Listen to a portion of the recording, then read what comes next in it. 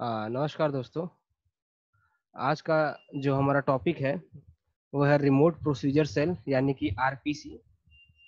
जैसा कि हम लोगों ने अपने प्रीवियस टॉपिक में देखा था कि किस तरीके से टीसीपी कनेक्शन को मैनेज करता है, तो वहाँ पे हम लोगों ने एक बात और डिस्कस की थी कि एक टाइम में टीसीपी को कोई एक ही कनेक्शन तो मैनेज करना नहीं होगा।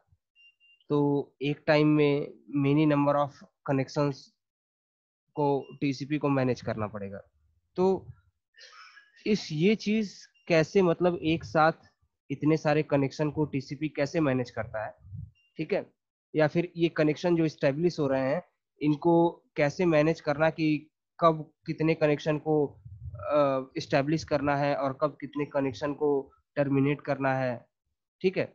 तो ये जो है ये ऑटोमेटिकली मूव करता रहता है और इसके लिए जो हमारा प्रोटोकॉल वर्क करता है उसे हम कहते हैं रिमोट प्रोसीजर कॉल, ठीक है ना। तो जो ये हमारा रिमोट प्रोसीजर कॉल है, जैसा कि देखिए यहाँ पे लिखा हुआ है कि RCP is a powerful technique for constructing distributed client server based applications.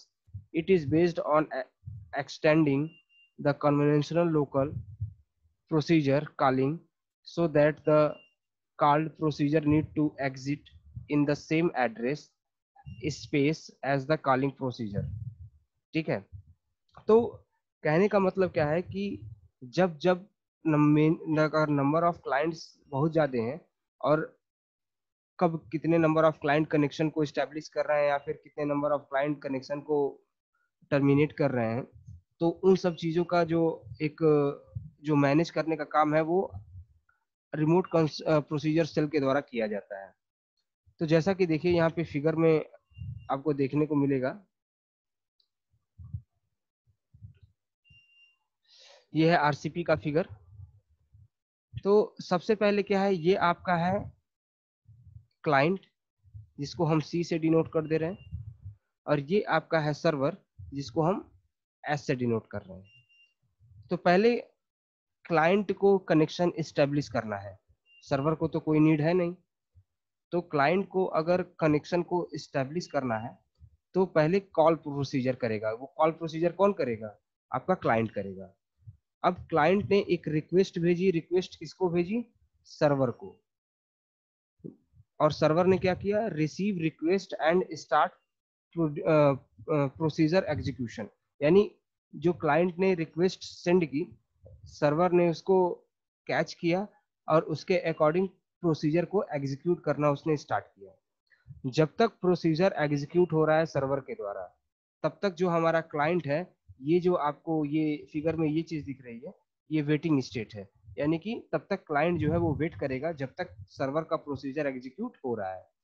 उसके बाद से जैसे ही सर्वर जो है प्रोसीजर एग्जीक्यूट करने के बाद रिप्लाई को सेंड करेगा, वो रिप्लाई कहाँ मिलेगा? क्लाइंट साइड पे। तो क्लाइंट साइड जो वेटिंग मोड में था वो कहाँ किस में आ जाएगा? एक्टिव मोड में, यानी रिज्यूम एग्जीक्यूशन, ठीक है ना। यानी फिर वो एग्जीक्यूशन को रिज्यूम करेगा और इसी को जो है हम रिमोट प्रोसीजर कॉल मोड कहते हैं या मॉडल कहते हैं।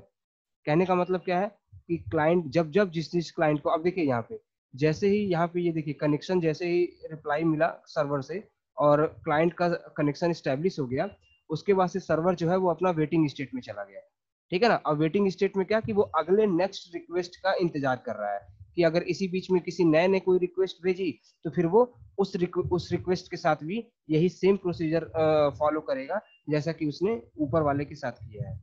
तो ये है क्या कि इसके थ्रू जो आपका टीसीपी है वो कनेक्शन को मैनेज करता है। कहने का मतलब क्या है कि जो आपका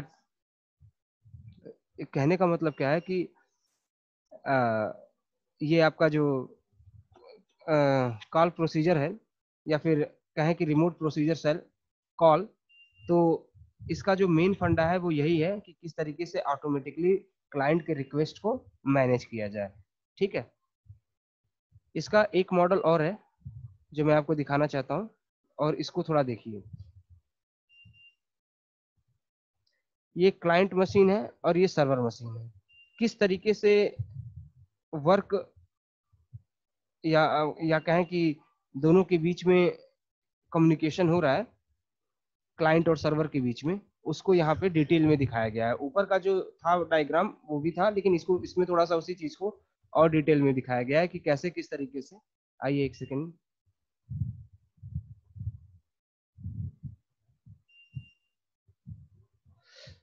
देखिए क्लाइंट और सर्वर मशीन, तो पहले क्लाइंट देखिए, क्लाइंट क्या कर रहा है, क्लाइंट कॉल को सेंड कर रहा है। अब जो क्लाइंट जो कॉल सेंड कर रहा है वो पहले क्या, उसके बाद से क्या हो रहा है, वो क्लाइंट स्टॉप मतलब उस मैसेज को पैक किया जा रहा है या कहें कि इनकैप्सुलेट किया जा रहा है। तो वो काम यहाँ पे हो रहा है क्लाइंट स्टॉप में। उसके बाद से वो पैकेट जो है वो सेंड कर दिया जा रहा है, और किसको सेंड किया जा रहा है, आपके सर्वर को। अब सर्वर साइड में वो रिसीव हो रहा है, रिसीव के बाद वो दोबारा से कहा जा रहा है सर्वर स्टॉप में। और सर्वर स्टब क्या कर रहा है कि जो पैक था उसको अनपैक कर रहा है, यानी कि जिस मैसेज को पैक किया गया था क्लाइंट स्टब में, तो यहाँ पे सर्वर स्टब में क्या किया जा रहा है कि उसको अनपैक किया जा रहा है, और देन सर्वर को वो रिक्वेस्ट मिल जाती है। उसके बाद से सर्वर को जब वो रिक्वेस्ट मिल गई, तो सर्वर क्या करता है, आपका रिटर्न करता है। रिटर्न जो भी करेगा वो भी एक सर्वर स्टब उसको क्या करेगा, उसको पैक में कन्वर्ट करेगा, यानी कि इनकैप्सुलेट करेगा।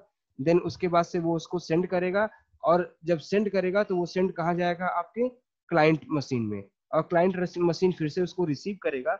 रिसीव करने के बाद फिर से देखिए वो क्लाइंट स्टब में जा रहा है, और क्लाइंट स्टब का फिर वही सेम काम है जो सर्वर स्टब का है, कि यानी कि अनपैक को पैक करना और पैक को अनपैक करना। यानी कि जो सर्वर साइड से जो मैसेज आया है उसको पहले जो इनकैप्सुलेटेड है उसको पहले अनपैक करना, और देन आफ्टर क्लाइंट को तक पहुंचाना, ताकि client according to message work को परफॉर्म कर सके। तो ये जो मैंने ऊपर ये जो दोनों मॉडल मैंने आरसीपी में बताए, ये दोनों के दोनों मॉडल काफी इंपॉर्टेंट है। और जब भी आरसीपी के बारे में पूछा जाए तो इसके बारे में आप लोग जरूर से डिस्कस करें। देखिए यहाँ पे कुछ चीजें लिखी हुई हैं उसी के बारे में जो ऊपर हमने देखा, कि a client invoke a client stub procedure passing parameter in the usual way, this client stub resides within the client own address space। ठीक है ना। इसमें दूसरे में देखिए क्लाइंट स्टब के बारे में क्या लिखा हुआ है, कि client stub mark self pack the parameter into a message, यानी मैसेज के पैरामीटर को एक साथ वो पैक कर देता है। ठीक है। तीसरा क्लाइंट स्टब क्या करता है, the client stub passes the message to the transport layer। अगला अगर देखें, on the server the transport layer pass the message to a server stub, यानी जब आपका क्लाइंट स्टब ट्रांसपोर्ट लेयर पे पास कर देता है तो ट्रांसपोर्ट लेयर क्या करता है कि उस पर्टिकुलर को सर्वर स्टब को ट्रांसफर कर देता है। और सर्वर स्टब को ट्रांसफर करने का मतलब क्या है, कि ताकि सर्वर स्टब जो है वो उस पैक को फिर से अनपैक कर सके।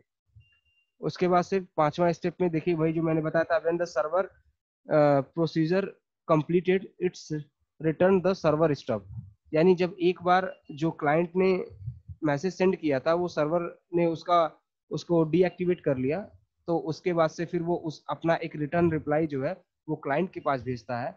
फिर वो जो रिक्वेस्ट है वो ट्रांसपोर्ट लेयर के थ्रू कहाँ पहुंचता है, आपके क्लाइंट स्टब पे। और क्लाइंट स्टब जो है फिर से उसको अनपैक करके आपको क्लाइंट को दे देता है।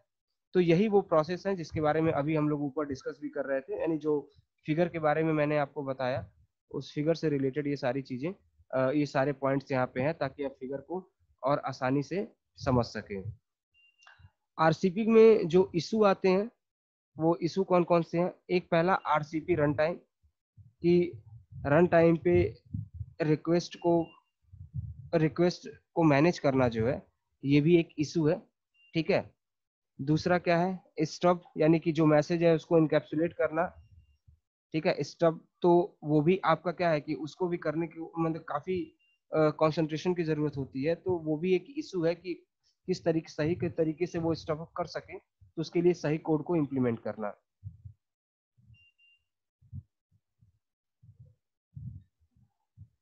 इसके अलावा आपका बाइंडिंग जो है ये भी एक नेम के साथ लोकेशन के को आपस में जो बाइंड करना है, नेम के साथ कैसे बाइंड किया जाए या लोकेशन के साथ कैसे बाइंड किया जाए, तो ये भी एक इशू है। इशू इसलिए है क्योंकि देखिए जिन चीजों को करने में हमें ज्यादा प्रॉब्लम या ज्यादा सोचने की जरूरत पड़ती है, तो वही उसके इशू होते हैं कि किस किस चीजों पे हमें फोकस ज्यादा करना है। ठीक है। तो ये सारी चीजें हैं जिनको जब भी हम इसको क्रिएट करते हैं आरसीपी को, तो ये प्रॉब्लम आरपीसी को, तो ये प्रॉब्लम आती है।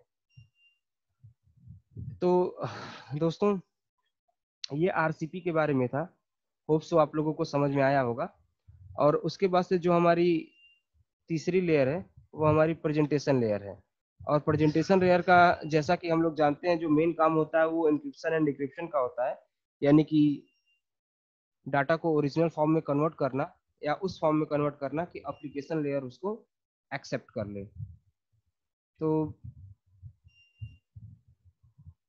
और प्रेजेंटेशन लेयर की बात करें तो ये जो लेयर है ये हमारे ओएसआई लेयर में 6 लेयर है, ठीक है। और सबसे लास्ट लेयर आपकी 7 लेयर है, जिस लेयर सॉरी एप्लीकेशन लेयर है, जिसके थ्रू यूजर जो है वो मशीन के साथ इंटरैक्ट होता है या फिर ब्राउजर के साथ इंटरैक्ट करता है।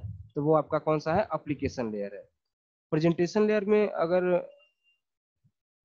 जैसा कि मैंने आपसे कहा कि इंक्रिप्शन एंड डिक्रिप्शन होता है, तो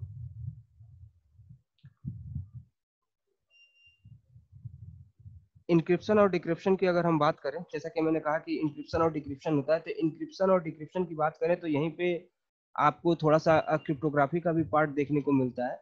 और क्रिप्टोग्राफी का पार्ट कहें कि क्या है कि अगर जैसे कि पब्लिक की, प्राइवेट की, ये कुछ सारी चीजें होती हैं जिनका यूज करके हम मैसेज को इनक्रिप्ट और डिक्रिप्ट करते हैं। इंक्रिप्शन डिक्रिप्शन भी कई टाइप के होते हैं। अगर हम देखिए, एक तो होता है कि मैसेज को इनक्रिप्ट करना, एक होता है आपका कि अगर हम कहें कि बिट को बाइट में सॉरी बिट को फ्रेम में कन्वर्ट कर रहे हैं या पैकेट में कन्वर्ट कर रहे हैं, फिर पैकेट को फिर से खोल के ओरिजिनल फॉर्म में ला रहे हैं, तो ये भी एक तरीके का इंक्रिप्शन डिक्रिप्शन ही कहा जाता है, ठीक है ना। लेकिन मोस्टली अगर इंक्रिप्शन वर्ड को अगर हम देखें तो इंक्रिप्शन वर्ड में का मतलब क्या होता है कि हम अपने डाटा को दूसरे तक दूसरे को शो न करने, मतलब कि अगर कोई अनऑथराइज पर्सन हमारे डाटा को देखना चाहता है तो वो ना देख सके, इसके लिए हम इंक्रिप्शन का यूज करते हैं। इसके अलावा प्रेजेंटेशन लेयर में डाटा कंप्रेशन का भी यूज किया जाता है, जिसमें लॉसलेस और लॉसी कंप्रेशन, ये दो तरीके के कंप्रेशन है जिनका यूज किया जाता है। तो इसके बारे में और हम लोग डिटेल में देखेंगे, लेकिन एक चीज यहाँ पे देख लीजिए कि जैसा कि दो टाइप का जो मैंने आपको बताया था ना कि प्रेजेंटेशन लेयर में डाटा कंप्रेशन का भी काम होता है, तो जैसा कि देखिए दो है, एक लॉसलेस कंप्रेशन है और एक लॉसी कंप्रेशन है। तो अगर जैसे कि लॉसी कंप्रेशन कंप्रेशन की बात करें तो जैसा कि देखिए लिखा हुआ है यहाँ पे कि the data produce by decompression is smaller but not an exact copy of the original data, ठीक है। तो कहने का मतलब क्या है कि लॉसी कंप्रेशन और लॉसलेस कंप्रेशन, जैसा कि देखिए यहाँ पे नाम से ही समझ में आ रहा है, यहाँ पे लॉसलेस लिखा हुआ है और यहाँ पे लॉसी लिखा हुआ है।